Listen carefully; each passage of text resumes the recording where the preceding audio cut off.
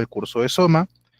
Disculpa, ahorita me ves un poquito bajo en energía, pero estoy pasando por una fiebre, pero ni modo, hay que continuar con las clases. Bien, el día de hoy vamos a continuar con el desarrollo de nuestras sesiones. También estoy pasando por un poco de problemas de internet, así que si es que en algún momento se corta la transmisión, por favor, házmelo saber, indícamelo para poder retomarla y evitar que se pierda el contenido de la clase, ¿sí?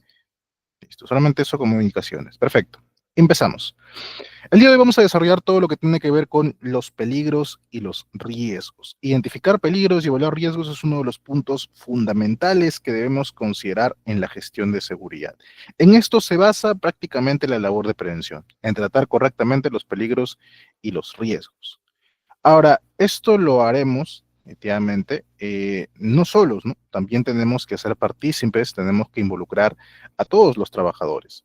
Todos tienen que involucrarse, todos tienen que participar de una u otra forma en la identificación de peligros y en la correcta evaluación de los riesgos.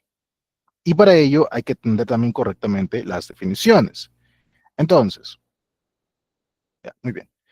Definamos qué cosa es un peligro. Entendemos como peligro, según la ISO 45001, que es la norma internacional certificable en sistemas de gestión de seguridad, como toda fuente con potencial para causar daños y o deterioro de la salud. Fuente, todo aquello que tiene el potencial, o sea, que tiene la capacidad que puede llegar a provocar algún tipo de daño. ¿Listo? Es la fuente, es de donde se origina.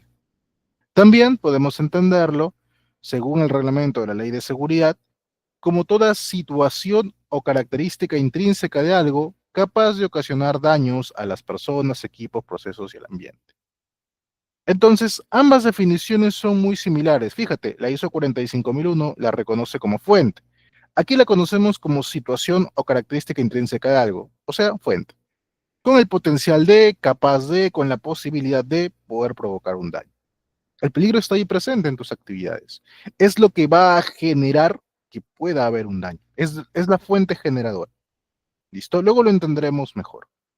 Ahora, ¿qué cosa es un riesgo?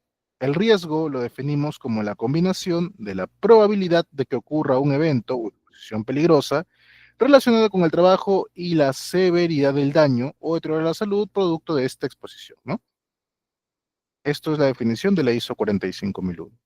Entonces, para ISO 45001, hablar de riesgo es combinar la probabilidad de ocurrencia de un evento y la severidad o la gravedad de sus consecuencias. De igual manera, el reglamento de la ley la define como la probabilidad, nuevamente, de que un peligro se materialice, se haga real, se convierta en realidad, dadas ciertas condiciones y genere algún tipo de daño a las personas, equipos, al ambiente, etc. Entonces aquí ya trasladamos al riesgo como la probabilidad de que esta fuente que tiene el potencial de, que tiene la posibilidad de, finalmente haga daño. Esto es lo que vincula esta fuente con la futura lesión. Por eso es que este riesgo lo evaluamos. ¿Listo? Pero para que te quede más claro, vamos a ejemplificarlo. Digamos que tenemos una actividad, por ejemplo aquí, pongamos que esto es trabajo en altura, está haciendo trabajo a desnivel. Esta persona puedes fijarte que no tiene ningún tipo de BP, ningún tipo de equipo anticaída, no sabemos si la escalera está o no bien sujeta. Y bueno, probablemente, y según tu experiencia también, sabrás que una persona así puede, palabra clave, puede acabar de esta manera, ¿no? Puede accidentarse. Pero si nosotros asumiéramos eso, combinamos este peligro, esta situación, esta fuente, con este daño, con esta consecuencia, con esta lesión, con esta pérdida, entonces lo real, la realidad sería que absolutamente en las distintas partes del Perú y del mundo, de hecho, cualquier trabajador que esté laborando en estas condiciones, que evidentemente no son pocos, debería ya haberse accidentado. Pero en la práctica encontraremos de que hay muchas personas que tienen años trabajando así, o peor incluso, y nunca han sufrido un accidente. ¿Por qué?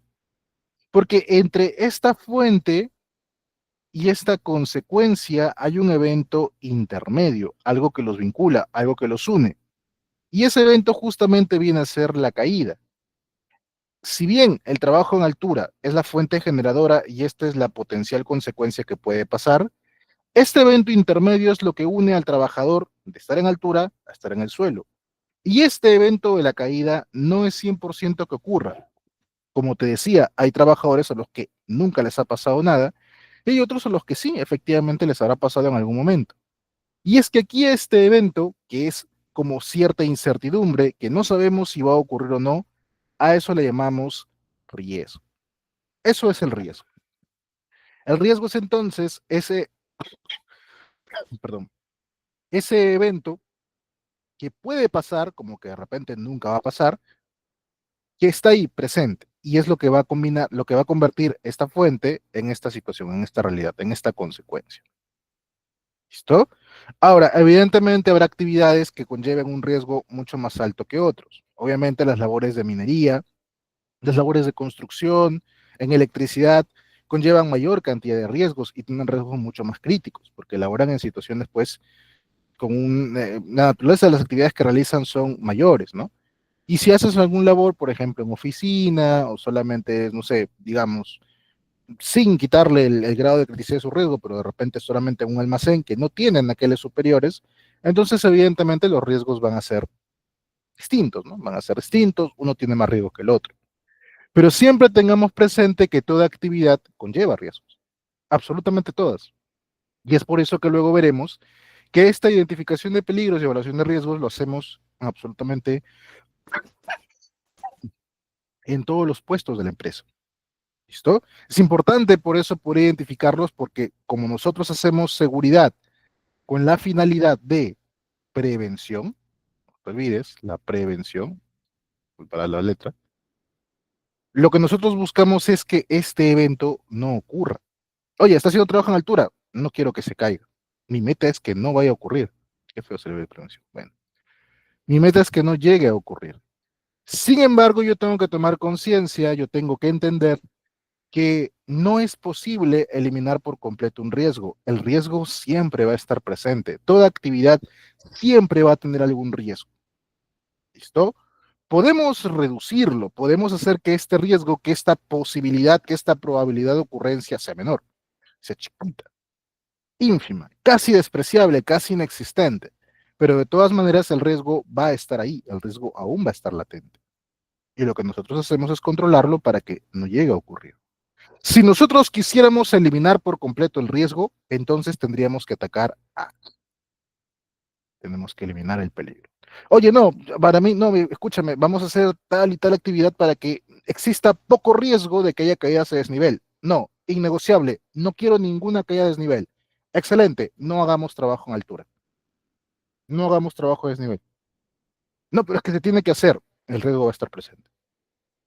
No, pero ¿cómo más lo hacemos? Bueno, de repente puedes cambiar la forma de trabajar, de repente estos ensambles los realizas a nivel de suelo y luego los subes, pero agregaste una nueva actividad crítica que es el izaje. No existe forma de eliminar por completo el riesgo. Sí de reducirlo, sí de controlarlo, sí de mitigarlo, pero el riesgo siempre va a estar presente. ¿Listo? No te olvides de eso. Ahora, decíamos que el riesgo también tiene otra dimensión, no solamente la parte de la probabilidad, o sea, de que vaya a ocurrir o no vaya a ocurrir.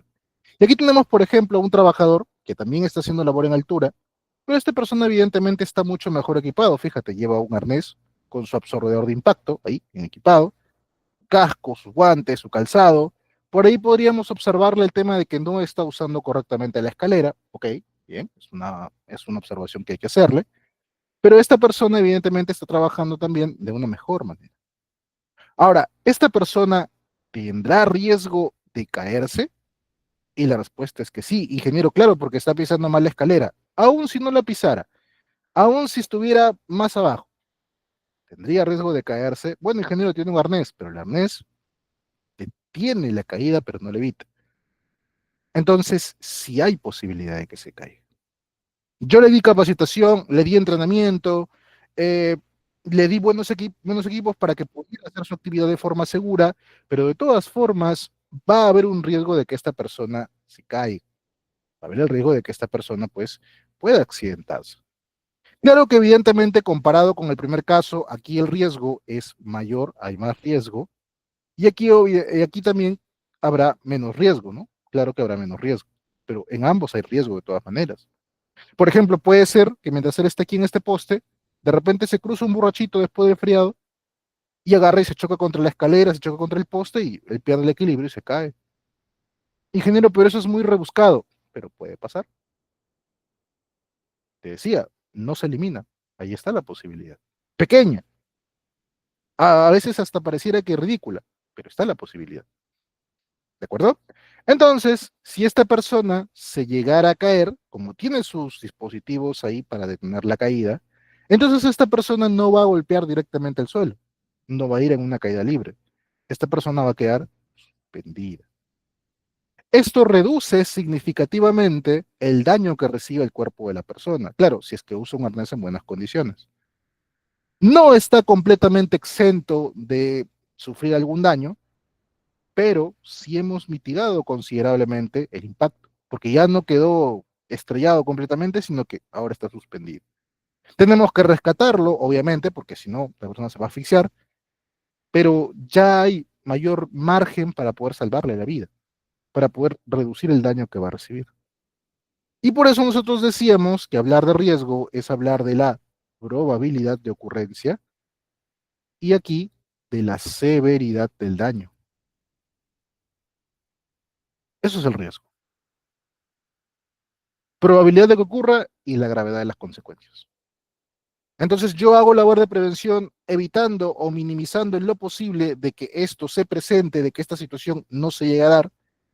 Y por otro lado, me pongo en la situación de que en algún momento va a ocurrir, puede ser que ocurra, no debería, pero es una posibilidad, y por consiguiente preparo los medios para amortiguar el daño, para evitar que no ocurra una desgracia mayor. Equipos anticaídas, preparación ante emergencias, etcétera.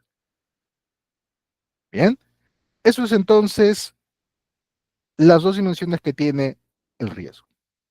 Resumiendo, hablar de peligro es referirnos a todas las características propias de un proceso, de una tarea, de una actividad, que pueden provocar un daño en un individuo, pero forman parte de ella, es parte de mi actividad. Oye, toca hacer trabajo en altura, sí, pero puede generar un daño, pero es parte de mi actividad, me tocó hacerlo. Oye, tenemos que descargar unos contenedores muy grandes. Bueno, usaremos un equipo de izaje, usaremos un camión grúa, por ejemplo. ¿Puede esto generarme daños? Claro, puede pasar muchas cosas, pero es parte de mi actividad. ¿Cómo más lo voy a hacer? ¿Cómo más lo voy a descargar? Tengo que hacerlo. ¿Listo? Eso es el peligro, la fuente. Es propio de mi actividad. Son las características propias de mi proceso. Es mi actividad en sí, básicamente. Mientras que el riesgo es inherente a cada peligro, incertidumbre, la posibilidad, la probabilidad de que ocurra un evento no deseado, en este caso, un accidente. El riesgo no es que sea parte de mi actividad como tal, no es que en condiciones normales debiera darse, sino que puede llegar a presentarse, y eso sí hay que tenerlo en cuenta, que el riesgo se puede llegar a presentar, sobre todo si no he tomado los controles necesarios.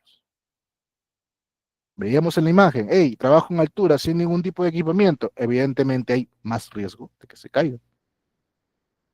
Evidentemente, si tengo una maniobra de izaje donde no están preparados, si no tienen un adecuado plan de izaje, evidentemente está el riesgo de que la grúa se vuelque, de que la carga se caiga, que las fajas de izaje, las slingas no sean apropiadas, y así. Si no tiene experiencia el operador, evidentemente también va a haber un desastre. ¿Esto es parte natural de mi actividad? No, esto no debería pasar, pero puede pasar. Es una posibilidad. Y evidentemente tengo que tomar controles para prevenirlo o reducir al máximo que puedo su ocurrencia. ¿De acuerdo? ¿Entiende? Muy bien. Fijémonos en esta otra lámina. Aquí tenemos 4 trabajadores en obra. Aquí tenemos una persona que está soldando, otro que está manejando un rotomartillo. Y aquí tenemos, digamos, un capataz y un supervisor de obra. Y estoy revisando los planos. Los 4 están en la misma obra. Pregunto, trabajador uno, trabajador 2, trabajador 3 y trabajador 4. ¿Cuál de ellos no enfrenta ningún riesgo? No tiene riesgos. ¿Podríamos nosotros decir que alguno de ellos no tiene riesgos? ¿Es posible decir que no tienen riesgos? ¿No hay riesgos para alguno de ellos? ¿Ningún riesgo? Muy bien, Uriel, excelente. Si bien el 3 y el 4 tienen menos riesgo, todo trabajador en su puesto de trabajo está expuesto a riesgos. Independientemente si sale a campo, independientemente si solamente está en oficina, incluso los trabajadores que hacen trabajo remoto o teletrabajo también están expuestos a riesgos. Solo que, claro, priorizamos las actividades más críticas porque ahí es más probable que ocurra un accidente. Y cometemos a veces el error de que la parte administrativa, la parte de líderes, la descuidamos un poco. Ya no le damos tanta relevancia. Damos urgencia a la parte campo y a la parte oficina no. A la parte administrativa no. Pero todos tienen riesgos. Bien. Y lo que nosotros tenemos que hacer es por eso una identificación de riesgos por cada puesto de trabajo. Porque todos van a enfrentar riesgos. Uno más que otros, obviamente ellos probablemente tengan un hiper mucho más grande, que tengan más riesgos, riesgos más altos incluso, y ellos tendrán un riesgo quizás un poquito más pequeño, quizás más pequeño, igual están en obra, también tienen algunos riesgos que tienen que enfrentar, y evidentemente la exposición va a ser también menor, ¿no? No va a ser tan alta. Y bueno, eso es lo que tenemos que considerar. ¿Qué nos dice a mí la normatividad respecto a la identificación de peligros y la evaluación de los riesgos? Uy, dame un momento para conectar la batería del laptop. Un momento, por favor.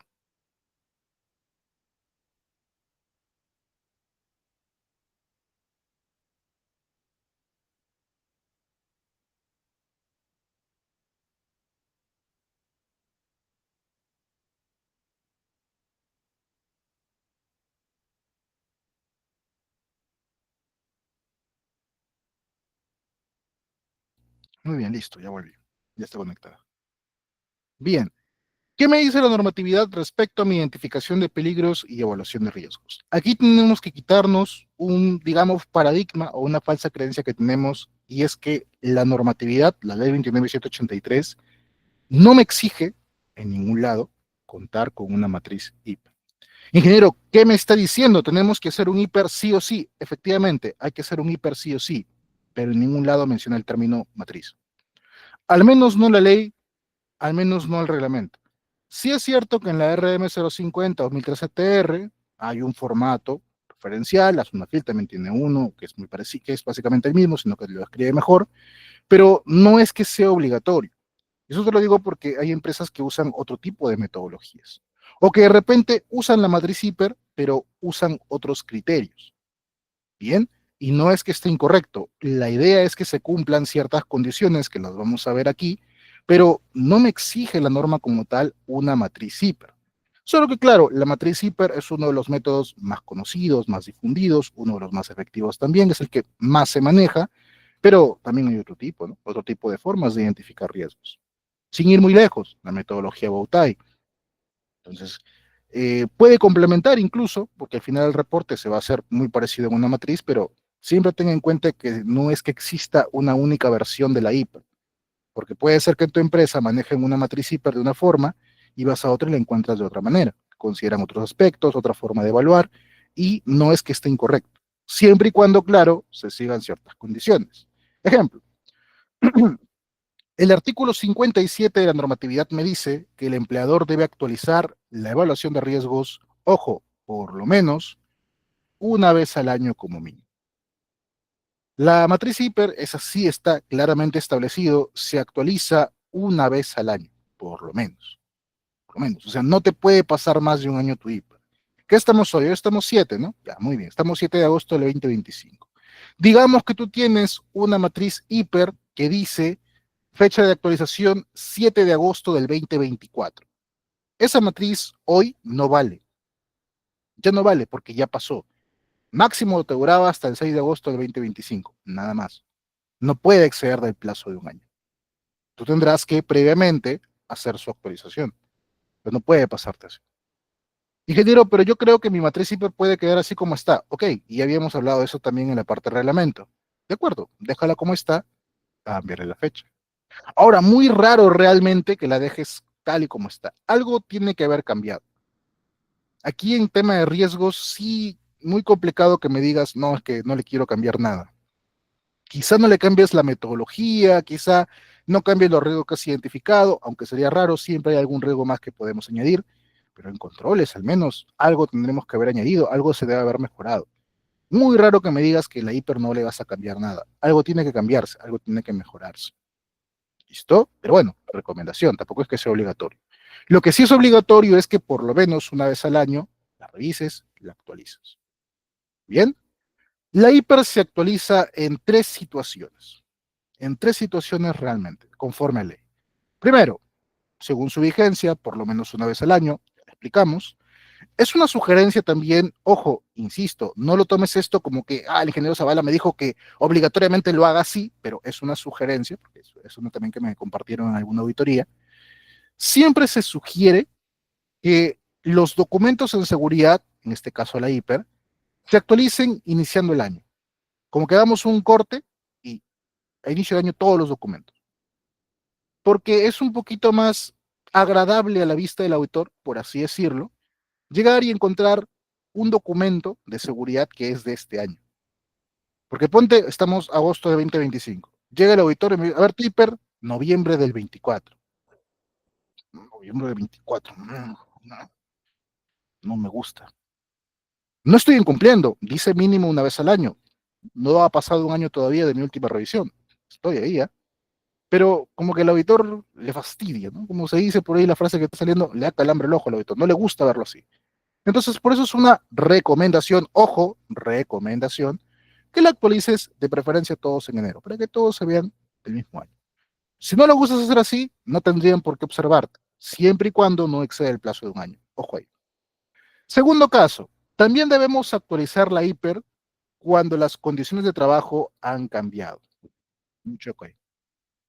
Cuando mis condiciones de trabajo cambiaron, o sea, cambió mi forma de trabajar, cambiaron mis materiales, cambiaron incluso el tipo, las responsabilidades del personal que estaba a cargo de la actividad, entonces también tengo que actualizar mi hiper. ¿Por qué? Porque ya existen nuevos riesgos en ese caso. Te lo pongo de esta manera. Digamos que trabajas en almacén, hay unos anaqueles grandes, ¿no? Enormes, donde se almacenan productos, ¿ok? En la parte superior. Y tu forma de trabajar actualmente es que tú vayas, colocas una escalera, pues una escalera de tijera o una escalera que tú gustes, subes por la escalera, lo cargas al hombro y bajas con eso. Esa es tu forma de trabajar actualmente. ¿Qué has puesto de controles? Que sí, que la escalera está fija, que puedes colocar aquí un anticaída, que aquí se acá en el centro de la escalera. Ok, lo que gustes, ya. Pero hay riesgos, ¿no? Riesgos de caerte, que la escalera se venza, que la carga sea demasiado para la pobre espalda del trabajador. Entonces, hay riesgos. Entonces, suponte que el SOMA decide mejorar esa gestión y compran, ¿no?, un carrito elevador, donde simplemente el trabajador va a subir a su plataforma, acciona su palanca, sube, carga el material, lo deja ahí en su plataforma, baja. Reduce la exposición al riesgo ergonómico, reduce también significativamente el riesgo de la caída, porque es una forma más segura de trabajar. Entonces, es mejor. ¿Listo? Y ponte que tu hiper ha sido actualizado hace 2 meses, donde todavía no se había comprado este equipamiento. Mi hiper está dentro de la fecha, pero mi manera de trabajar ha cambiado. Mi hiper debería considerar los riesgos que tiene el uso de este nuevo equipamiento, porque ahora ya no uso escalera, o de repente la uso, pero en solo situaciones puntuales, y eso tiene que estar especificado ahí en el hiper. Mi herramienta principal va a ser esta plataforma, y esta plataforma tiene sus riesgos, y esos riesgos tengo que transmitirlos. No, pero mi hiper todavía no ha pasado un año, no importa, tu forma de trabajar ya cambió, ya cambiaron las condiciones de trabajo. El hiper debe demostrar tu realidad, lo que tienes actualmente. Entonces, si cambia tu forma de trabajar, tu hiper también tiene que cambiar, porque hay nuevos riesgos que debemos considerar. ¿Bien? ¿Se entiende? Y por último, actualizamos el hiper obligatoriamente toda vez que se haya producido daños a la salud y seguridad en el trabajo. O se hace cuando ocurren accidentes laborales. Si es que ocurre un accidente de trabajo, obligatorio, el hiper tiene que actualizarse. No, pero ingeniero, es que yo he descubierto, hemos hecho la investigación y hemos concluido de que el accidente ocurre por exceso de confianza. Mi pero está bien. No, no, no. Yo hago una investigación de accidentes para determinar, según la normatividad, causas inmediatas y condiciones subestándares, causas básicas, factores personales y factores de trabajo, y deficiencias del sistema de gestión. Si yo digo que el trabajador se confió, estoy en un acto subestándar o estoy en un factor personal. No he llegado a la parte final. Mi investigación debe concluir con una deficiencia del sistema de gestión. ¿Por qué se confió? Otra finalidad de la investigación de accidentes es demostrar que tenía un sistema de gestión de seguridad implementado, evaluar si fue efectivo y qué cosas no funcionaron. Para eso hago investigación de accidentes. No es solamente para maquillar y colocar, no, que el trabajador fue. Ya muy bien, pero ¿por qué fue? ¿Por qué lo hizo? ¿O por qué no lo hizo? ¿Listo? Por eso la importancia de hacer una buena investigación de accidentes. Entonces, si ocurre un accidente, mi IPER va a tener que cambiar. Porque cuando ocurre un accidente, lo más probable es que ya hayamos estado en una de estas tres situaciones. Primero, no identifica el riesgo. No sé si te acuerdas en la primera clase del guardia de seguridad que pierde el brazo, comentaba ese accidente. Yo me pregunto, ¿habrán considerado un riesgo de esa naturaleza en el hiper de este señor? ¿Habrá tenido siquiera un hiper? Probablemente no. ¿Estamos considerando actualmente un riesgo como ese en las actividades de este tipo de personas? ¿Tienen un hiper? Ok, entonces no está. Entonces, primera situación, no identifica el riesgo. Segunda situación, sí identifica el riesgo. Sí, mira, caso McDonald's. Sí, mira, yo acá identifiqué de que los colaboradores pueden sufrir electrocuciones por el tema de que están aquí las máquinas. ¿Ok? Identificó el riesgo. Muy bien. A ver, la evaluación, bajo. Oye, ¿cómo que bajo? Se accidentaron, fallecieron. No puede ser bajo. Tú lo valoraste como bajo, no le pusiste suficientes controles y por lo tanto el accidente pasó, porque no fue suficiente. Segundo caso, no lo evaluaste de forma correcta. Tenías que subirle la criticidad, darle prioridad. Tercer caso o tercera situación. Lo identificaste, lo evaluaste, pero tus controles, nada que ver. O no se activaron, o no fueron suficientes, no fueron efectivos, o simplemente nunca existieron. Seguimos en este mismo ejemplo. Ok, mira, presencia de riesgo de electrocución por las máquinas, qué sé yo, riesgo alto. Controles, tener cuidado. Controles, estar atento a la actividad. Y el mantenimiento preventivo correctivo de las máquinas. Y la entrega de EPPs apropiados, que es lo último, pero. Y la revisión de las instalaciones eléctricas y la instalación de un termomagnético diferencial, de una llave diferencial, perdón. ¿Dónde está? Entonces, tercera situación, no puse los controles suficientes. No, pero es que ellos se descuidaron. Ok. ¿Cuál fue tu respuesta para eso? ¿Hay capacitación? ¿Hay entrenamiento sobre el mantenimiento de los equipos? ¿Sobre cómo hacer la limpieza correctamente? No la hay. Entonces tu hiper falló. ¿Viste? Bien. Entonces en esas tres situaciones es que nuestro hiper se actualiza. Ahora, en caso de ser necesario, habrá que establecer controles periódicos, ¿no? Para las condiciones de trabajo, para detectar situaciones potencialmente peligrosas y que las medidas de prevención garanticen la protección a todos los trabajadores. ¿Listo? ¿Qué me dice el artículo 82? Que el empleador tiene que identificar y evaluar los riesgos para la seguridad de los trabajos de forma periódica, ya vimos cuándo, de conformidad con este artículo que está aquí, y aplicando las medidas de prevención y protección del artículo 50 de la ley, que son básicamente la jerarquía de controles. ¿Listo? Esta identificación se realiza en consulta con los trabajadores, con la organización sindical o el Comité Supervisor de Seguridad, según sea el caso. Entonces, igual que los demás documentos, mi IPER tiene que haber sido aprobado, autorizado por el Comité de Seguridad. Esto tiene que pasar por revisión y aprobación del comité. No es válido tu hiper si no hacemos que el comité lo revise y lo apruebe. Ingeniero, deben firmarlo. Es una manera, pero recuerda que la forma correcta, efectiva en la cual el comité aprueba un documento es con las actas de reunión. El acta de reunión es la forma más efectiva en la cual se da validez a un hiper. Bien, no te olvides de eso. Requisitos en la hiper. El artículo 77 del Decreto Supremo 05-2012-TR, actualmente modificado por el Decreto Supremo 02-2020-TR, me dice que el hiper tiene que haber sido elaborado y actualizado periódicamente sin exceder el plazo de un año por el empleador. Se hace por cada puesto de trabajo, bueno, cada puesto de trabajo, o sea que cada puestito, cada cuadrito en tu organigrama debe contar con un hiper. Tu gerente general debe tener su hiper. El operario debe tener un hiper. El supervisor de seguridad debe tener su hiper. Todos, como habíamos visto, todos enfrentan algún tipo de riesgo y por lo tanto todos, cualquiera de ellos, necesita haberlos identificado, tiene que tener ahí su identificación.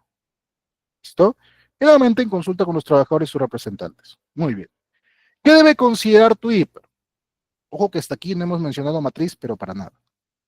En primer lugar, tus actividades rutinarias y no rutinarias. ¿Cuáles son tus actividades rutinarias? ¿Cuáles son las no rutinarias? Por cada puesto de trabajo y las situaciones de emergencia. Ahorita te voy a explicar cómo hacemos esta parte. Las condiciones de trabajo existentes o previstas, así como la capacidad de que el trabajador sea especialmente sensible a determinados factores de riesgo. Hay que considerar, eh, muy similar a lo que dice la C, que hay que identificar las situaciones de riesgo que pueden pasarle al trabajador o que le hayan pasado anteriormente o previamente. Todo eso es lo que tenemos que colocar aquí. Identificamos también peligros y vemos riesgos existentes o posibles que guardan relación con el medio ambiente de trabajo. Recomendación siempre es que el hiper sea propio de la empresa. No hagas un copy-pega solamente muy básico de otra organización. Fíjense que sea lo más propio de la empresa, lo más cercano a la realidad. También hay que incluir medidas de protección a los trabajadores en situación de discapacidad, con riesgos para la procreación, el enfoque de género y la protección de las trabajadoras y los adolescentes. En mi periodo debo considerar cómo protegemos a los trabajadores menores de edad, porque adolescentes se considera de 13 a 17 años. Consideramos cómo establecemos medidas para proteger a las señoritas o las señoras, las mujeres, sobre todo aquellas que están en periodo de gestación, las que están en lactancia y también a los trabajadores con discapacidad. Inge, eso son un montón de cosas. ¿Eso cómo lo hacemos? En el mismo hiper, hacemos un hiper especial para ellos, un hiper distinto, diferido, como tú gustes, como mejor te parezca. Hay algunos que lo ponen en el mismo hiper, como un apartado más, otros no, otros dicen, no, mejor esto lo hago una hiper aparte, distinta, ok, no hay problema. Tú identifícalo como mejor te parezca. Los resultados de las evaluaciones de los factores de riesgo físicos, químicos, biológicos, ergonómicos y psicosociales, que son básicamente los monitoreos de agentes, de los cuales hablamos un poquito más en la siguiente sesión. Los resultados de las investigaciones de los accidentes de trabajo o enfermedades profesionales. Lo que te decía, cada vez que concluye una investigación de accidentes, una de las acciones que voy a tomar es actualizar el IP. Y eso lo hago siguiendo pues las conclusiones que tiene ese informe de investigación. Los datos estadísticos recopilados producto de la vigilancia y la salud colectiva de las y los trabajadores. Los datos producto de la vigilancia y la salud. Todos estos puntos hay que considerar al momento de hacer nuestra IP. Todo esto tenemos que considerarlo, tiene que estar plasmado en algún lado. Entonces, como decíamos, una de las formas más comunes, la más difundida, la que más se usa es justamente la matriz I per se, en el cual lo que hacemos es identificar por puesto de trabajo, peligros, los riesgos. Esto no es tan obligatorio, si quieres ponerlo, está bien. Los índices de probabilidad, de severidad y finalmente, pues las medidas de controles en base a la jerarquía de controles. Todo eso lo vamos a ver en esta diapositiva. He mandado también un manual de la SUNAFIL con ejemplos ahí de cómo se llena para que también puedas aplicar. La hiper es la base para toda mi actividad preventiva. Y es que de la hiper van a salir prácticamente todas las gestiones en seguridad que yo necesito. Si yo quiero elaborar procedimientos de trabajo, tengo que tomar en cuenta los riesgos que van a estar en mi hiper. Porque mi procedimiento me va a indicar la forma segura de hacer la actividad. Y para eso yo tengo que tomar conciencia de cuáles son esos riesgos que tengo que evitar o que tengo que controlar. A veces me preguntan, ingeniero, ¿qué capacitaciones en seguridad tengo que dictar? En tu hiper va a salir. En tu hiper saldrá, en alguno de los riesgos, cuáles de ellos requieren capacitación o entrenamiento del personal. Entonces, eh, también se deriva, también se basa en el hiper. ¿Qué EPPs le tengo que entregar al personal? Que dicho sea de paso, es la última barrera a considerar, luego la veremos, también sale del hiper. ¿Qué lesiones puede tener un trabajador? ¿Cómo lo cubrimos? Las actividades de mi plan de seguridad, incluso las del plan de emergencias, se van a basar también en mí. Bueno, este se basa tanto en el hiper como también en los objetivos, en dos vertientes. Pero también necesitamos para eso identificar correctamente en nuestra hiper. Aquí tengo un ejemplo de cómo hemos hecho para la administrativa llenado de hiper. Recuerda que la hiper se hace en conjunto con los trabajadores y sus representantes. A veces me preguntan, ingeniero, entonces eso quiere decir que yo, como seguridad, no debo hacer la hiper, debo dejarlo que ellos la hagan. No lo van a hacer. Sería lo ideal. Qué maravilloso sería decirles, mira, esta es mi capacitación de hiper, mira, este es tu formato, llénalo. Yo te explico cómo, pero llénalo tú. Pero no lo van a hacer. No es que tampoco la ley los obligue a que ellos lo hagan. Dice que deben participar. Entonces lo recomendable siempre es que ya trabajes con una hiper hecha y se las pases para que ellos revisen o aporten mejoras. Aquí, ¿qué hicimos? Esta fue una charla de capacitación a la administrativa, en el que, por ejemplo, a cada uno de ellos se le hizo llenar un formatito como este, donde se identificaron diferentes peligros por su puesto de trabajo. Mira, aquí para auxiliar de contabilidad. Listo. Cada uno me identificaba dos peligros y riesgos, perdón, sus actividades, peligros y riesgos, me marcaban, ¿sí? Me llenaban la evaluación también, conforme yo les iba explicando, y finalmente concluían pues con las medidas de control que tenían actualmente. Y listo. ¿Qué es lo que sigo? ¿Qué es lo que sigue después de hacer esto? Bien, eso es una forma de evaluarlo, saber si entendieron cómo hacer la hiper. Y lo que yo hago es agarrar lo que me llenaron, compararlo con el hiper actual que se tiene y validar si lo que me han puesto aquí está en el hiper. Si está, perfecto, ¿no? Nos pone a participar. No está uno de los rasgos que me pusieron, lo añado. Participación. Entonces, si en alguna auditoría o fiscalización me preguntan, oye, los trabajadores participaron en su hiper, claro, mira, esta señorita de auxiliar de contabilidad me identificó estos riesgos y acá está en el hiper. Ella misma lo hizo, ¿no? Está con su puño y letra. Perfecto. Es una manera de hacerlos participar. No es la única. Puedes hacer que ellos simplemente te lleven los riesgos. Puedes hacerlo de manera de charla, como tú gustes. Puedes hacer, algunos por ejemplo dicen, llenan un papelito, 5 peligros, 5 riesgos, metemos en una caja cerrada y los vamos sacando. También. Cualquiera de ellos te puede servir. La idea es que los hagas participar de alguna forma. Ahora sí pasemos a hablar acerca del llenado de la matriz hiperse. Habíamos dicho que esto lo hacemos por cada puesto de trabajo. ¿Listo? Entonces, por cada puesto de trabajo vamos a identificar las diferentes actividades o subprocesos. Un puesto de trabajo puede tener diferentes procesos y cada proceso conlleva una o más tareas. Entonces, eso lo colocamos aquí. Finalmente, aquí marcamos, mira la parte que te decía, cuáles son riesgos que vamos a identificar para personal masculino, cuáles serían para personal femenino, si es que hubiera, cuáles para ambos, quizás, si es que hay de ambos, y si es que la actividad lo hace un adulto o un adolescente. Fíjate. En este caso no hay adolescentes, por eso no marcamos nada. En este caso, para este puesto no había mujeres, entonces no hemos marcado nada. Finalmente, también se vio un personal con discapacidad. Aquí le he marcado como para que no se vea muy en blanco, como para que puedas entender, ¿no? Si hay personal con discapacidad, también le marco acá. Entonces, de esta manera, si alguien me dice, oye, ¿cuáles son las medidas de control para los riesgos de personas con discapacidad? Mira, acá hay una columna, hemos marcado personal con discapacidad, y ahí está su riesgo y sus controles, en esta fila de acá. ¿Cuáles para las mujeres? Bueno, en este caso no tengo, pero en este otro puesto sí tengo, y mira, acá está marcado, mujer, y ahí está, controles y riesgos. Adolescentes, no tengo adolescentes, mi actividad es de alto riesgo. Ah, muy bien. Entonces, fíjate que con esta columna estoy haciendo parte del cumplimiento de lo que me pide la normatividad. Claro que no se basa solo en marcar, ¿no? También tengo que identificar apropiadamente cuáles sí y cuáles no. Cuáles sí es un riesgo y cuál de repente no, no lo es. Eso es lo que tenemos que colocar. ¿De acuerdo? Ingeniero, no tengo personal con discapacidad. Muy raro. Revisa la normatividad, porque hay una cuota de trabajadores con discapacidad que deberías tener, claro, en base a la cantidad de en realidad en base a la cantidad de horas trabajadas. Pero bueno, ya eso es materia de derecho laboral que no manejo bien. Y también consideramos el tipo de actividad, las actividades rutinarias, no rutinarias y las situaciones de emergencia. Entonces, fíjate aquí.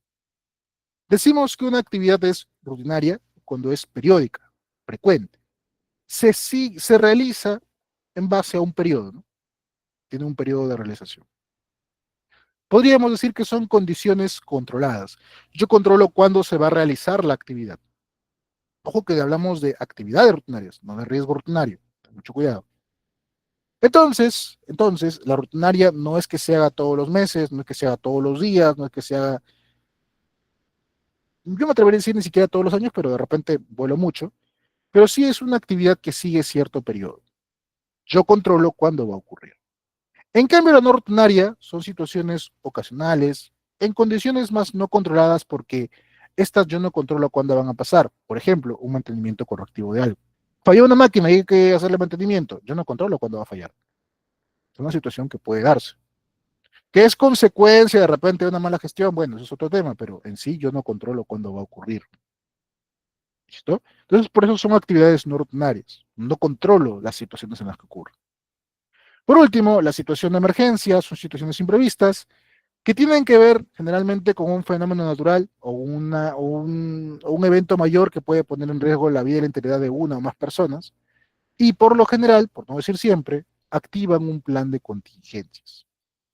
Colocar una situación como emergencia indica de que yo tengo un plan de respuesta a emergencias para eso, o mejor dicho, un plan de contingencias. Si yo coloco, por ejemplo, a riesgo de amputación de miembro por uso de una moladora. Ah, perfecto. Entonces tengo un plan de contingencia para el tema de amputaciones. Se supone que tiene que estar. ¿Listo? Pues son situaciones de emergencia. Muy bien. Aclarados estos puntos, ya vimos la primera parte, ahora identificamos los peligros y los riesgos. ¿Cómo identificamos un peligro? Si es relacionado al trabajo, al proceso, al ambiente donde yo me desenvuelvo, entonces lo podemos considerar como un peligro. Para eso podríamos hacer las siguientes preguntas. ¿Forma parte de mi actividad? ¿Puedo dejar de hacerla o reemplazarlo con otra? Por ejemplo, aquí, fíjate, tenemos un trabajador que está cortando unas piezas metálicas. Para eso está usando una moladora circular. Aquí está, mi peligro, mi fuente. ¿Sí? Esta es mi fuente. Mi fuente que le va a provocar un daño, que le puede amputar un miembro. Listo. Fuente. Puede ser un corte. Bien. Entonces, ¿puedo hacerlo yo de otra manera? Complicado. De repente lo hago manual, pero me voy a demorar más. Igual voy a tener riesgo de cortarme. Mejor esto que me reduce la frecuencia de exposición. Entonces, es parte de mi actividad. Ok, peligro. Este es el peligro. Es la fuente que me va a provocar un daño. Ahí está, mi peligro. Ya, muy bien. En cambio, el riesgo está más enfocado en el efecto no deseado, lo que no quiero que pase. Entonces, estos son eventos que no deberían pasar, pero pueden llegar a pasar. ¿Listo? Cortarte. ¿Es parte de tu actividad? No es parte de mi actividad. Yo no trabajo para cortarme los dedos. ¿Es parte natural de mi actividad? Es algo que puede pasar si no tengo medidas de control. ¿Puede llegar a ocurrir? Sí, puede llegar a pasar. ¿Debería ocurrir? No, en realidad no. Esto no debería pasar. Ok, aquí tenemos un riesgo. ¿Qué fue esto? El efecto no deseado. No deseado. Ingeniero, pero ¿qué pasa si yo pongo hemorragias y esto que el otro? Esos son más lesiones, consecuencias. Aquí hablamos básicamente de la pérdida sobre la energía. Ya no la controlamos. Se me fue la máquina y me tuvo contacto directo conmigo. Ok, el evento en sí, lo que podríamos catalogar como accidente. Tú no dices, tengo un accidente de hemorragia. Tú dices, tengo un accidente de corte. Tú no dices, tengo un accidente de contusiones múltiples. Tú dices, tuve un accidente de caída a distinto nivel. ¿Sí? Tú no dices, tengo un accidente de fallo respiratorio. Dices, tengo un accidente por asfixia de personal, por apresionamiento, por atrapamiento, por contacto con gases, lo que sea. Ese evento, el evento que provoca la lesión, la pérdida del daño, eso es el riesgo. Es el evento que es una posibilidad que no debería pasar, pero que puede llegar a pasar. Te coloco ejemplos. Fíjate, ensamble de estructuras, la actividad, la tarea, soldar las piezas, peligro, el uso de la máquina soldadora, riesgo, exposición directa a fuentes de calor, por ejemplo, prolongada de emisiones intensas de luz. ¿Por qué hemos considerado así ingeniero? Porque es una exposición directa. O sea, aquí estoy haciendo un riesgo en base a que no tuviera EPPs. Exposición prolongada, ok, sin pausas. Bueno, consecuencia, daño ocular, lesiones cutáneas. Te pongo otro para que me entiendas mejor. Actividad, despacho de material en almacén. Tarea, traslado de material. Peligro, uso de montacargas. Parte de mi actividad, pero puede generar daños. Riesgo, choques, atropellos. Son situaciones que se pueden llegar a dar, pero no deberían pasar. Yo no conduzco para atropellar a alguien, ¿no? Consecuencia, golpes, contusiones, fracturas, muerte. Otra más. Labores administrativas, peligros, posturas de trabajo, movimientos repetitivos. Es parte de mi actividad tomar una postura en el trabajo, sentarme, hacer movimientos repetitivos con mis manos para teclear los documentos que estoy haciendo. Riesgo, posturas inadecuadas. Que mis movimientos repetitivos sean por jornadas prolongadas, sin pausa activa. Consecuencia, valgia, daño a la columna, cuello. ¿Me dejo entender? Entonces, así identificamos peligros y riesgos. Peligro, parte natural de mi actividad. Riesgo, lo que podría llegar a pasar. El evento que va a desencadenar que yo sufra un daño. ¿Listo? O una enfermedad ocupacional. Aquí, en este ejemplo de acá, ¿qué podríamos identificar?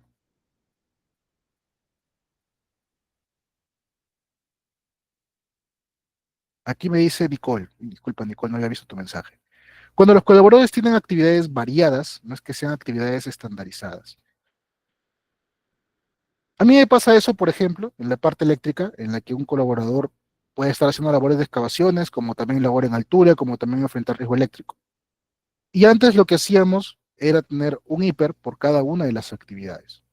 Sin embargo, la normatividad, y cuando hemos tenido auditoría, no nos pide un hiper por actividad, nos pide un hiper por puesto.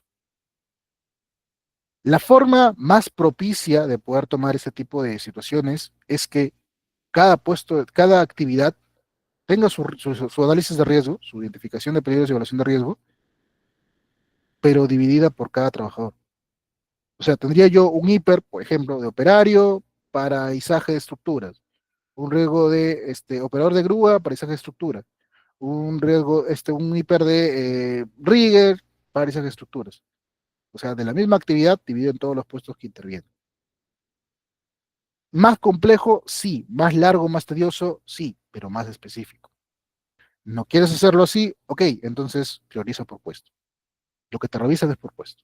Ya dentro lo subdivides, ¿no? Este es para esta actividad de izaje, este es para esta otra actividad de excavaciones, este es para otra actividad de altura, etcétera. Y ahí los vas dividiendo, que todo van para el puesto de trabajo. Y es que incluso se solicita que el trabajador conozca sus riesgos, o sea que tú le hayas entregado una copia del IPER.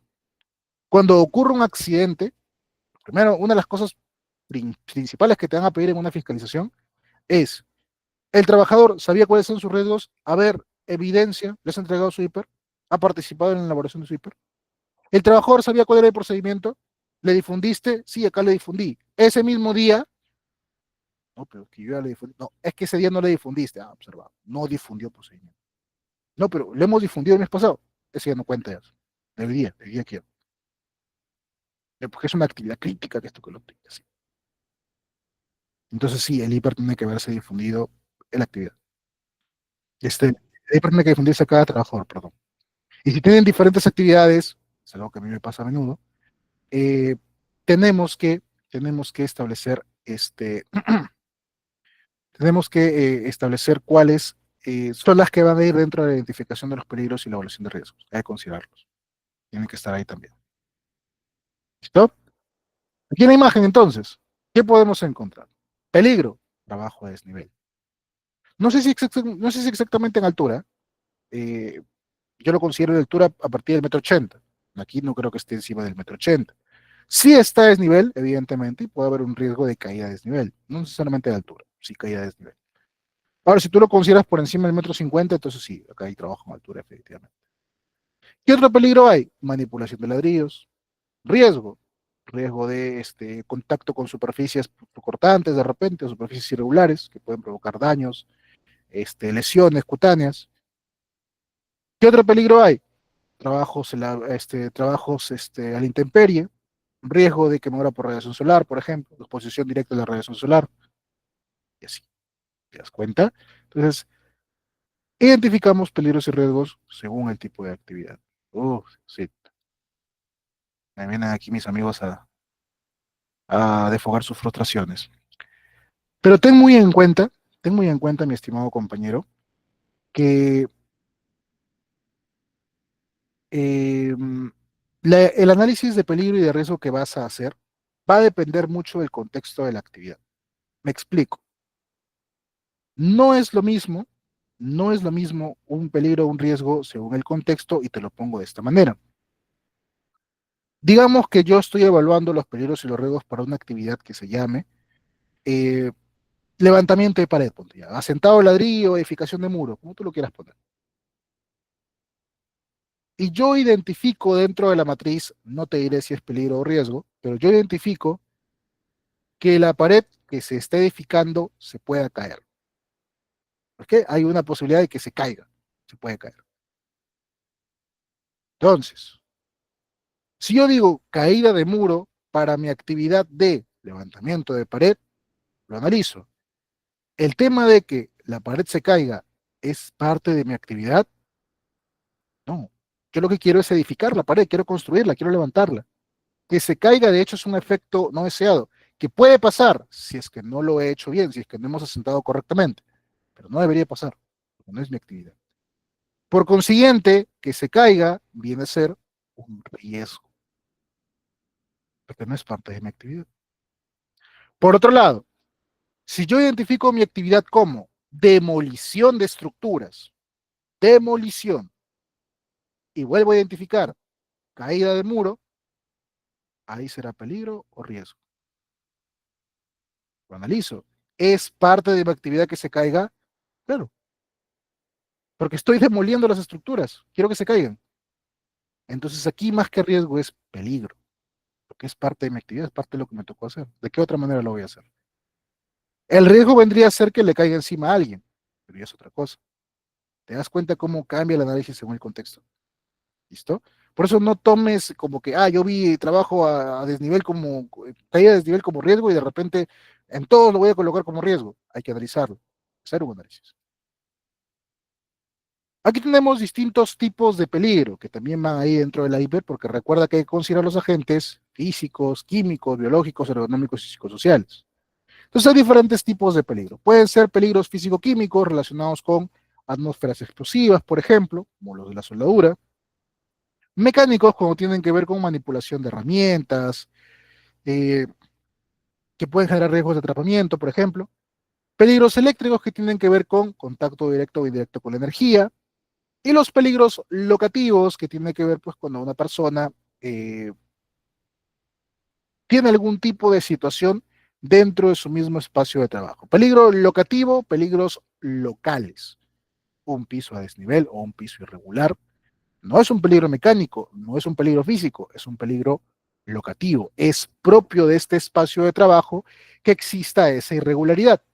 Locativo, local. Bien. Peligros químicos, por ejemplo, material particulado, polvos, humos. Peligros psicosociales asociados, por ejemplo, a tiempos prolongados de trabajo, jornadas prolongadas, eh, acoso laboral, discriminación, psicosociales. Biológicos relacionados a la presencia de agentes o vectores que transmiten enfermedades, ¿no? Sea dengue, sea el coronavirus, por ejemplo. Peligros ergonómicos que tienen que ver con posturas forzadas, movimientos repetitivos, mal diseño del espacio de trabajo. Y los peligros físicos que tienen que ver con ruidos, vibraciones. Esto están los diferentes tipos de peligros. Lo que hacemos es identificar primero, y esta es recomendación, primero el peligro, luego si gustas identifica el riesgo, luego la lesión, y al último termina con el tipo de peligro. Puedes variar los otros, pero yo siempre sugiero que primero el peligro. Tomando en cuenta si es una situación rutinaria o no rutinaria, ¿no? Evidentemente, y qué tipo de persona es a quien estamos evaluando. Ahí identificas tus peligros, luego tu riesgo y la respectiva lesión. ¿Listo? Por esto empieza siempre. Muy bien. Una vez identificado, procedemos a evaluar el riesgo. Y aquí vamos a evaluarlo dos veces. Uno para obtener un riesgo puro y el otro para obtener un riesgo residual. Un riesgo puro viene a ser una evaluación inicial de riesgo. Es decir, yo estoy evaluando el riesgo sin tomar en cuenta que no existe ninguna medida de control. Y aquí hay muchos supervisores que se resisten. Vamos a evaluar riesgo puro. Yo le pongo, ya acá probabilidad le pongo 3. No, aguanta, ¿cómo que 3? No, ponle uno porque tenemos este control y este control. Sí, pero estoy en riesgo puro, no hay controles. No, pero sí tengo controles, acá están mis controles. Aguanta, es riesgo puro. Tengo que ponerle 3. No, pero que si le pones así 3, el riesgo va a ser muy alto. Esa es la idea. La idea de riesgo puro es obtener mi nivel máximo de riesgo. Es como mi punto de partida. Oye, esta actividad, ¿qué tan riesgosa es para mis trabajadores? ¿Va a salir alto? Sí. ¿Va a salir un montón de rojos en tu matriz? Sí. Para eso establecemos controles. Y una vez colocados los controles, volvemos a evaluar. Y entonces aquí, ya considerando los controles, obtengo un nivel real de riesgo. Lo que me permite determinar si es que mis controles fueron o no efectivos. Evalúo el control. Y en base a esto, saber si debo mantener los controles o debo implementar nuevos controles. Entonces, sí, la idea del riesgo puro es que te salga lo más alto que se pueda. Claro, no que le pongas alto por poner, ¿no? Sino que analices y digas, oye, sí, efectivamente, esto en su estado más puro, más salvaje, al desnudo, sin ningún tipo de control, me sale con este nivel de criticidad. Bien. Y el riesgo residual ya viene a ser posterior, pues, al control. ¿Cómo hacemos esta evaluación? Para ambos es lo mismo. Hacemos probabilidad por severidad. Simple y sencillo. Riesgo es igual a probabilidad por severidad. La probabilidad la determinamos en base a la suma de cuatro factores. Cantidad de personas expuestas, si existen o no procedimientos de trabajo, si existe o no capacitación al personal y por último, la frecuencia de exposición al riesgo. La suma de estos cuatro elementos me da mi nivel de probabilidad. ¿Cómo sé cuánto ponerle? La referencial me indica esta tablita, el 1 al 3, para todo. Entonces, en probabilidad, si yo tengo de una a tres personas expuestas, le colocaré un nivel 1 de probabilidad.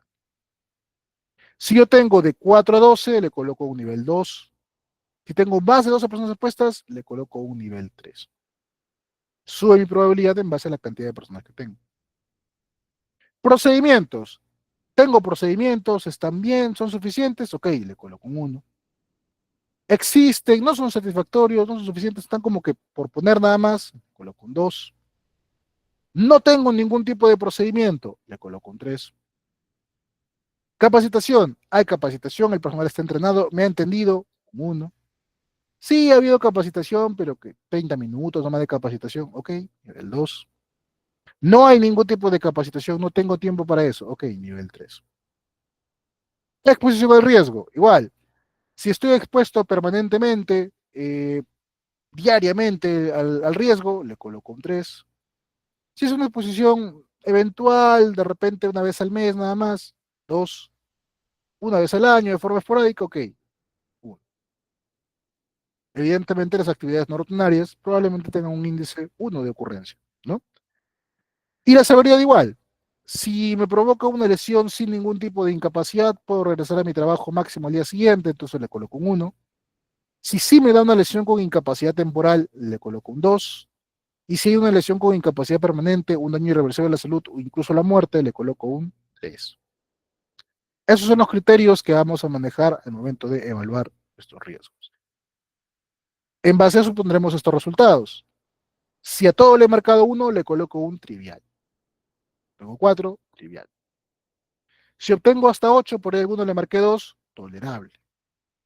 Si por ahí marqué más de 1, le marqué 2, entonces puede ser moderado, o puede ser importante, o puede ser intolerable. ¿Para qué me sirve a mí saber esto? Porque evidentemente si este nivel tolerable, estaré en un riesgo no significativo. Lo que implica que mis medidas de control también debo mantenerlas, por ahí hacer alguna revisión para ver qué cosas puedo añadir, qué cosas puedo mejorar, pero estamos bien, estamos trabajando de forma correcta. Ahora, si sale alto, sale significativo, ahí no. ahí sí, evidentemente, eh, no está controlada mi actividad. Aquí, básicamente, es que hay una alta probabilidad de que ocurra un evento, o en todo caso, si es que llega a ocurrir, las consecuencias son muy graves y tengo que tomar alguna acción de control de forma inmediata o o en el más corto plazo. ¿Ok? Fíjate aquí, hacemos la evaluación y esto ya te lo he dado yo codificado. Te he pasado el formatito para que lo tengas tú ahí codificado. Y listo. Y colocamos los valores, está la suma y la multiplicación y obtenemos el nivel de riesgo puro. Tiene que salir en alto. Una vez implementado esto, ahora pasamos a establecer los controles. Ahora, recuerda que estos controles tienen que existir. Existen. Mi control tiene que existir, debe estar, debe ser real. No es un control algo que yo voy a implementar recién en el futuro. Eso es un plan de acción. Mi control es existente, lo puedo ver ahora en la realidad, lo estoy haciendo de esa forma. Si no es así, es un plan de acción, es diferente. ¿Listo? Entonces aquí lo primero que yo tengo que hacer al momento de expresar un control es eliminarlo. Yo te dije que el riesgo no es posible eliminarlo. Si queremos hacerlo, entonces tenemos que eliminar por completo el peligro o la fuente potencial de riesgo. Yo no quiero que haya accidentes por electrocuciones, entonces no trabajes con energía, elimino. Yo no quiero que haya exposición de mis trabajadores a una atmósfera tóxica, listo, que no participe tu personal en la actividad, elimino la actividad.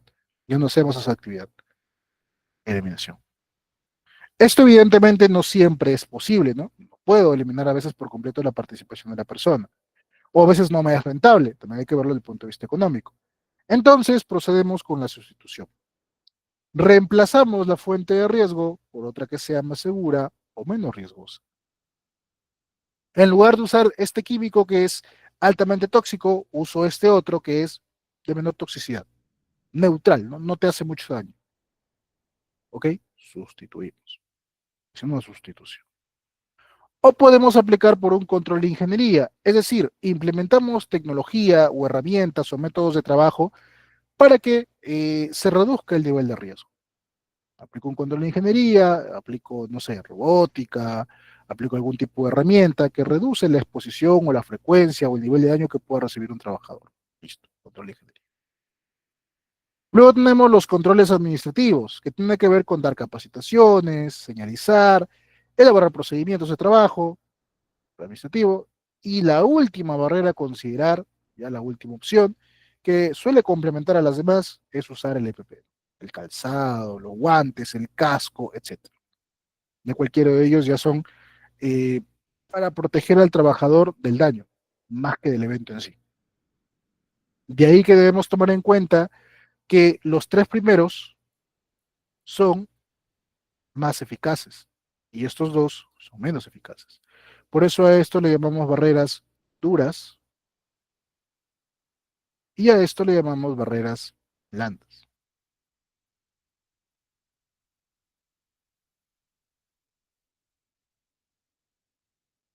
Estos son mejores para aislar el peligro y estos, más que todo, para reducir gravedad. Y estos son más efectivos, evidentemente. Aquí requieren menos participación del personal, por eso es que los hace más efectivos. No dependen tanto del personal. Aquí depende que el trabajador se coloque el MP, aquí depende que se lo ponga bien, aquí depende de que el trabajador vaya a la capacitación, cumple la señalización, cumple el procedimiento. Acá no. Acá ya es una barrera que depende más de sí misma que del trabajador. Igual tiene parte del trabajador, ¿ah? Pero depende más de sí mismo. ¿Listo? Entonces yo establezco mis controles en base a la jerarquía.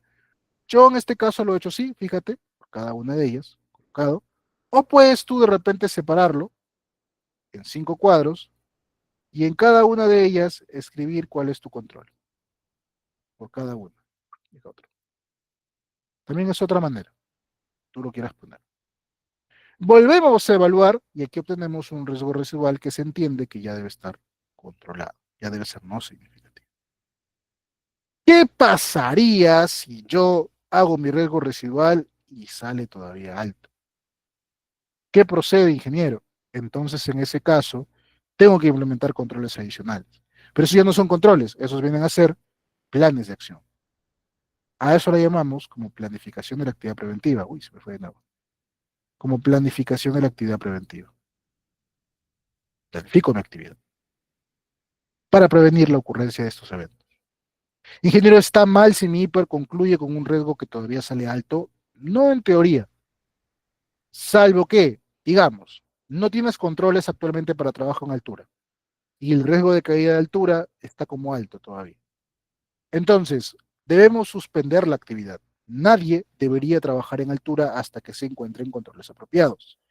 Si llegas a una fil, habiendo visto a tu hiper que tienes un riesgo alto, y encuentra a un trabajador haciendo labor en altura, entonces ahí sí tienes problemas, porque hay una exposición a un riesgo alto, a un riesgo crítico, y no lo estamos controlando. Entonces ahí sí es una fil, te va a colocar una sanción. Peor aún, se te accidenta alguien haciendo labor en altura, siendo que en tu hiper no está controlado, peor. Por eso decimos que suspendemos la actividad. Ingeniero, pero yo tengo que hacerla sí o sí, entonces implementa los controles lo más pronto que puedas. O arriesgate a una sanción en todo caso. Otra forma, y es que podría ser también que las valoraciones que me tienes aquí no sean apropiadas. De repente tú me dices, no, ingeniero, es que aquí, ¿qué te puedo decir? Eh, yo manejo 1000 personas y usted me pone así, o sea, mi probabilidad siempre va a salir 3 porque ni modo que yo despida gente. ¿Ok? Entonces, y como te decía, esto que sale también en la RM 050 2013 TR, ahí la puedes encontrar y está en un manual de la Sunafil, esto es referencial. Los registros que te mencionan aquí son obligatorios, tal cual como están. Pero el resto de cosas que te colocan son más que todos informativos, referenciales. Puedes guiarte de ello, pero puedes hacer variaciones. Entonces, ¿sabes qué? De repente para mí no es de una 3, para mí es de una, se me ocurre, ¿ah? De una 10. Aquí de 11 a 30, de repente. Más de 30. Ok, ya hiciste un cambio. Igual aquí. No quieres cambiar aquí porque te parece que no, ingeniero, no voy a hacer cosas que me meten problemas. De acuerdo, no lo cambies. Que se quede como está. Pero ten en cuenta que acá tu riesgo se va a disparar, ¿ah? Porque estos valores de aquí son muy, muy, muy endebles. O sea, fíjate, este valor 4 solo se obtiene si a todos le pones 1.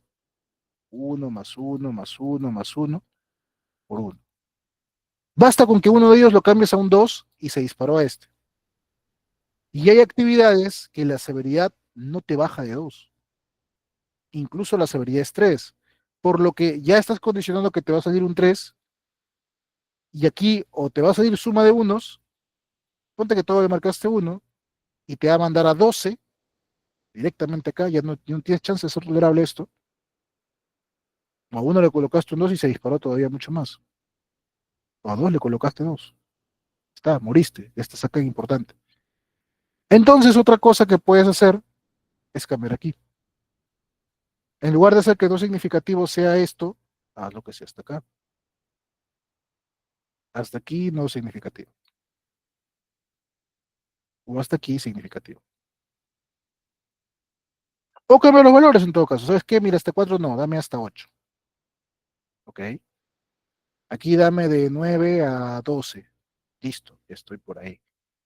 Porque mi actividad viene a ser de alto riesgo. O sea, si mi actividad fuera algo más sencillo, más simple, ok, bacán, ¿no? Que todo salga abajo. Pero no lo es. Lamentablemente no lo es. Es parte de mi actividad. Entonces, ¿qué voy a hacer? Nunca tendré un riesgo controlado. Pecado, ¿no? Algo se tiene que hacer. Y ya lo vimos. La severidad yo no la bajo y mi probabilidad, por más baja que esté, igual va a salir disparado. Te complica mucho. Entonces tienes que adaptar conforme a lo que necesitas. ¿Listo? Recuerda que no es que la norma te exija una matriz hiper como tal en base a estos criterios. Sí es recomendable y si te revisan más que lo hagas de esa forma. Bueno, ya tú tomarás la decisión respectiva. Muy bien. Habiendo acabado este punto, aquí también te dejo un ejemplo de la evaluación. Vamos a cerrar con dos últimos puntos, ya para que puedas pasar también a la parte de tu evaluación. Y aquí hablaremos acerca de el mapa de riesgos. Hemos hablado de una matriz de riesgos y es diferente el mapa de riesgos. El mapa de riesgos básicamente es un plano del lugar de trabajo donde lo que yo voy a hacer es identificar riesgos. Riesgos es lo que tengo que identificar. Entonces, este es mi plano de cómo están distribuidas las cosas. Entonces aquí coloco que aquí, por ejemplo, aquí está el tablero eléctrico. Entonces, ¿sabes qué? Acá hay riesgo eléctrico. Aquí están los servicios. Entonces, acá el piso puede estar mojado. Suelo resbaladizo. Mira, aquí es una zona donde solemos hacer cargas suspendidas. Ok, riesgo de carga suspendida. Aquí puede haber riesgos biológicos, por ejemplo. Riesgos biológicos. Aquí, fíjate, riesgo de bajas temperaturas. Listo. Ese tipo de cosas identificamos aquí. Riesgos. ¿Qué riesgos puede haber según cada ambiente? ¿Listo? Algunos lo juntan con su mapa de señalización y de evacuación. Tampoco es muy recomendable. Lo ideal sería que esté por separado. Pero que en uno solamente identifiques puro riesgo. Lo recomendable. Bueno. Si puedes colocar también de qué forma lo controlas, como el tipo de VPs que se usan según cada ambiente, mejor. Mejor también. Lo colocas ahí. No quiere decir que tengas una señalética de esto ahí. Por eso te digo, no es que sea un mapa de señalización. Es un mapa de riesgos para identificar qué riesgos hay. Y tienen que estar difundidos, evidentemente, en los ambientes principales, ¿no? Donde va a ingresar el personal para que sepa qué tipo de riesgos va a enfrentar al momento de entrar. Esto, y la matriz hiper se difunden en cada ambiente de trabajo, o al menos en lugares comunes, donde la mayor cantidad de personas lo pueda percibir. ¿Listo? Ese es tu famoso mapa de riesgos. Finalmente, hablemos de otro documento importante que viene a ser el ATS. El ATS, también llamado Análisis de Trabajo Seguro o AST, Análisis de Seguridad en el Trabajo, es un formatito, que también te he compartido, que se llena con la finalidad de identificar peligros y riesgos cuando nos toca una actividad no rutinaria. El ATS para minería y para el resto de sectores se llena solamente cuando toca hacer alguna actividad que no estaba prevista. Así como en el IPR identificamos situaciones no rutinarias, ya, así igualito el ATS. Para eso se aplica. En construcción, en cambio, ahí sí es obligatorio llenar un ATS para toda tu actividad. Anota, no te vayas a olvidar. ATS en construcción, obligatorio para todos los días, para todas tus actividades. ATS en otros sectores, no es obligatorio, solo para situaciones no rutinarias. Después puedes trabajar solamente con tu IPRO. ¿Qué es lo que hacemos aquí? Lo que hacemos aquí básicamente es muy similar como en el IPER, identificar riesgos, pero aquí no tanto del puesto, sino de la actividad en cuestión. Por ejemplo, digamos que me tocó hacer de improviso porque necesitamos urgentemente esmerilar unas barras. Yo las suelo comprar esmeriladas, pero lamentablemente me vinieron sin esmerilar. Bueno, tengo la competencia para hacerlo, entonces, y tengo la máquina también para hacerlo, entonces vamos a hacerlo. Divido la secuencia de etapas. Primero, retiramos la barra esmerilar de la caja, ¿ok? Segundo, la ponemos contra el esmeril, bacán. Tercero, la colocamos en la caja de producto terminado, bien. Ahora identificamos los riesgos de cada una de estas etapas. ¿Sabes qué? Al momento de agarrar la barra, me puedo cortar. Me puede caer encima de mi pie. Bien. Al momento de colocarlo contra las mínimas saltar chispas, a la vista, a la piel. Mi mano puede quedar atrapada dentro del esmeril. Al momento de retirar la barra, de dejarla ya en su caja de producto terminado, como está muy filosa ahora, puedo cortar otra vez. Se puede quedar toda la caja encima mío. Listo. Ahora entonces establecemos cuáles son esas medidas de control para minimizarlo. Ok, al momento de agarrarlo, guantes, calzado de seguridad, protector facial, lentes, manga largo, ropa ignífuga, tener un ayudante que se lleve el producto terminado para que no te acumules. Entonces lo que hemos hecho en el ATS es muy similar como en el IPER, identificar la secuencia de etapas, los riesgos de cada etapa y los controles. De esta manera el colaborador obtiene conciencia de cómo controlar ese riesgo. Muy parecido a cuando hacemos un IPARC continuo, hacemos un IPARC específico para una actividad. Me toca hacer una actividad, hago un pequeño hiper para que el trabajador tome conciencia o recuerde qué riesgos hay. Porque el hiper que te van a revisar es el hiper propuesto, ese hiper tiene un montón de riesgos y el trabajador no los va a recordar todos. ¿Cómo hacemos para que los recuerde? Que haga un hiper pequeño, 3, 4, 5 riesgos puntuales de la actividad que está haciendo en ese momento. Eso es lo que tiene que hacer. Bien, y ya con eso, ahora sí, vamos a llegar al final de la clase del día de hoy, esperando que se haya entendido, esperando que te haya gustado la sesión. ¿Alguien tiene alguna duda, consulta hasta aquí, por favor, antes de poder pasar con la señorita Valentina para que puedan ver el tema de tu examen? ¿Alguien alguna duda, consulta?